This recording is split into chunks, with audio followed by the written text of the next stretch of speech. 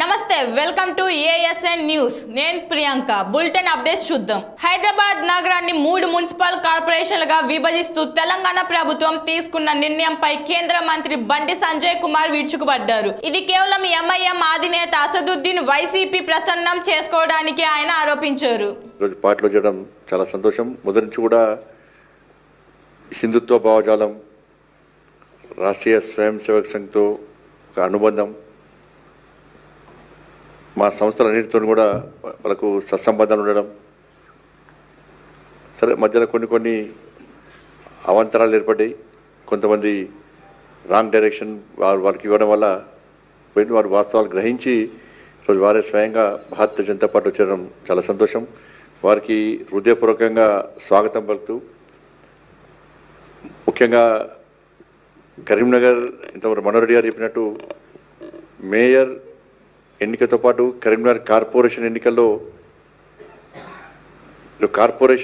ఎన్నికల్లో భారతీయ జనతా పార్టీ ఈ విజయం సాధించడానికి ముఖ్య కారకులు మా రాష్ట్ర అధ్యక్షుడు రామచంద్రరావు గారు.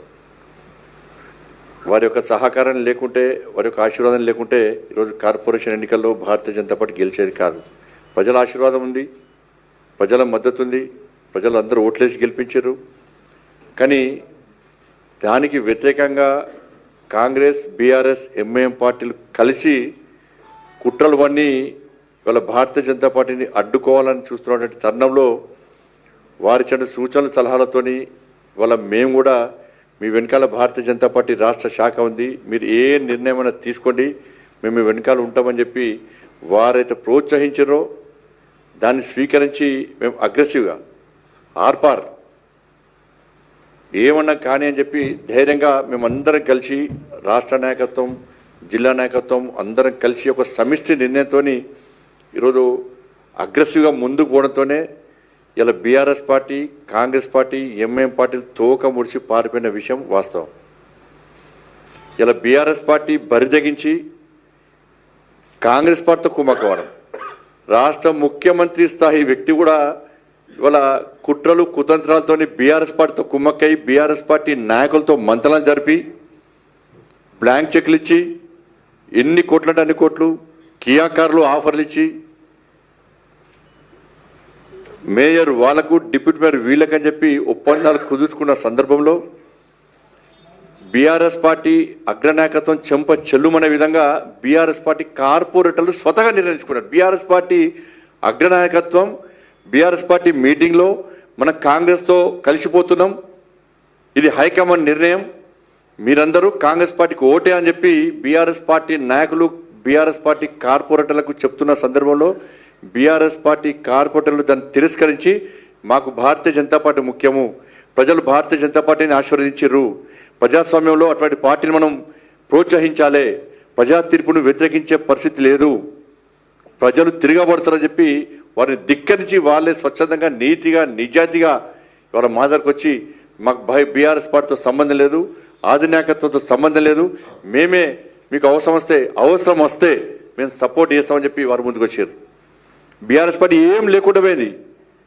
తెలివిగా ఆ పార్టీ అగ్రనాయకుడు మరి రామచంద్రరావు ఫోన్ చేసి, అన్న మేము బాయ్కాట్ చేస్తున్నాం, మీకు మద్దతు కాదు, బాయ్కాట్ చేయడానికి ఆయన మనుషులే రాని దగ్గర వాళ్ళని అందరూ వచ్చారు.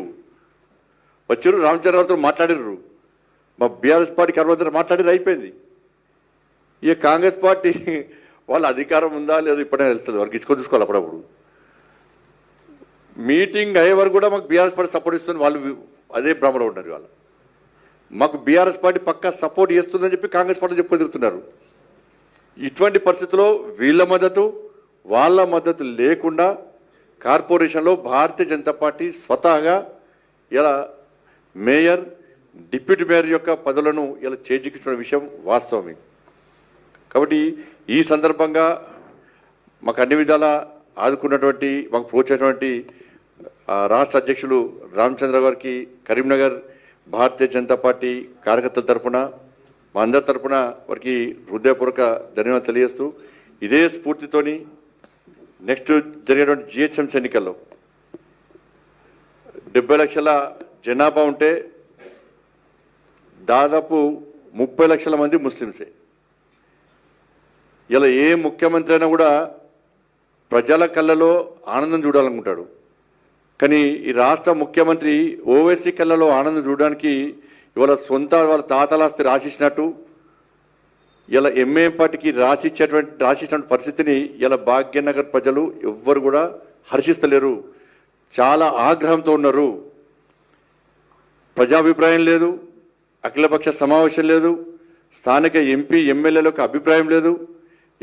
ఏకపక్ష నిర్ణయంతో దారు స్థలం నుంచి వచ్చిన ఆదేశాలను పాటించి ఇవాళ 3 ముక్కలు చేయడం అవుతుందో దీనంతా సిగ్గులేని వ్యవహారం ఇంకోటి ఉండదు. తెలంగాణ రాష్ట్ర వ్యాప్తంగా ఎంఐఎం పార్టీ సపోర్ట్తోని బీఆర్ఎస్ పార్టీ సపోర్ట్తోని ఇవాళ వీళ్ళు ముగ్గురు ఒకటై భారతీయ జనతా పార్టీని అడ్డుకునే ప్రయత్నం చేశారు. వాళ్ళు దానికి కరీంనగరే నిదర్శనం. కానీ ఈ 3 ముక్కలు ఎందుకు చేసిండో ఇప్పటికీ రాష్ట్ర ముఖ్యమంత్రి ఇప్పుడు కూడా చెప్తలేడు. ఎవరి కోసం చేసిండో స్పష్టమైంది అది. కాబట్టి జిహెచ్ఎంసీ ఎన్నికల్లో భారతీయ జనతా పార్టీకి అనుకూలమైన వాతావరణం ఉంది. పోయినసారి మేము పొరపాటు చేసినాం. ఈసారి ఎట్టి బస్సులో రామచంద్రవారి నేతృత్వంలో జరిగిన ఎన్నికల్లో తప్పకుండా ఈ భాగ్యనగర్ గడ్డ మీద జిహెచ్ఎంసీ మీద కాశాప్ జెండా ఎగిరేస్తామని చెప్పి ఒక లక్ష్యంతో ఒక ఆలోచనతో భాగ్యనగర్ ప్రజలందరూ ఓటు బ్యాంక్గా మారారు. కాబట్టి దానికి భయపడే ఓట్లను చీల్చడానికి, హిందూ సమాజాన్ని చీల్చడానికి ఈరోజు ఇలా రేవంత్ రెడ్డి సర్కార్ విధంగా కుట్రలు పడిందో ఇలా ప్రజలు గమనించాల్సిన అవసరం ఉంది. ఇలా 1.5 కోటి జనాభా ఉంది ముంబై, 40,000 కోట్ల బడ్జెట్, దాన్ని విభజించలే. 2 కోట్ల జనాభా ఉంది ఢిల్లీ, 16,000 కోట్ల బడ్జెట్, దాన్ని చీల్చలే, విభజించలే. ఇలా చెన్నైకి సంబంధించి కూడా 80 లక్షల జనాభా ఉంది, 10,000 కోట్ల బడ్జెట్ ఉన్నది, దాన్ని చీల్చలే, విభజించలే. ఇలా 2012లో షీలా దీక్షిత్ ఉన్నప్పుడు ఢిల్లీని 3 భాగాలుగా 3 కార్పొరేట్ విభజిస్తే 2022లో తిరిగి భారతీయ జనతా పార్టీ అన్ని విలీనం చేసింది. ఇక్కడ 1 కోటి మందికి దాదాపు సేవ చేస్తూ 8,000 కోట్ల బడ్జెట్ ఉన్నటువంటి భాగ్యనగరాన్ని చీల్చడానికి కారణం ఏందో రాష్ట్ర ముఖ్యమంత్రి చెప్పాలి. ఇలా ఇప్పుడు చూసిన మొద్దు శ్రీను ఏదైతే భావకళలో ఆనందం చూడడానికి చేసినట్టు ఇప్పుడు అందరూ భాగ్యనగర్ ప్రజలు అందరూ కూడా రేవంత్ రెడ్డి ముఖంలో మొద్దు శ్రీను చూసుకుంటున్నారు. ఇంత నిస్సిగ్గుగా ఇలా కాంగ్రెస్ పార్టీ ప్రభుత్వం ఒక వర్గాన్ని కొమ్ముగేయడం, ఒక పార్టీ చేతిలో కీలుబొమ్మగా మారి అధికారాన్ని ఏ విధంగా చేజిక్కించుకోవాలి, అధికారాన్ని ఏ విధంగా కాపాడాలని చెప్పి అలా ఆలోచించేటువంటి పరిస్థితిలో ఉందంటే ఇలా ప్రజాస్వామ్యం ఏ విధంగా నిలబడుతుందో ఒక్కసారి భాగ్యనగర్ ప్రజలు ఆలోచించాలి. అడుగుతారు, పక్క అడుగుతారు. నేను చెప్తున్నా, ఈ సందర్భంగా చెప్తున్నాం, మేము ఎట్టి బస్సులో తెలంగాణ రాష్ట్రంలోని ప్రతి భారతీయ జనతా పార్టీ కార్యకర్త ఇవాళ భాగ్యనగర్లో రామచంద్రవారి నేతృత్వంలో గల్లీ గల్లీ తిరిగి ఇలా ప్రజల్లో కూడా చైతన్యం కలిగిస్తాం. చెప్పాలి కాంగ్రెస్ పార్టీ, ఇలా భాగ్యనగర్ ప్రజలు ప్రశ్నించాలి. 2,500 రూపాయలు ఎంతమంది మహిళలకు ఇచ్చినవి ఇవాళ భాగ్యనగర్లో? 4,000 రూపాయలు ఎంతమంది తాతమ్మలకి ఇచ్చినావు, అమ్మమ్మలకి ఇచ్చినావు ఇవాళ?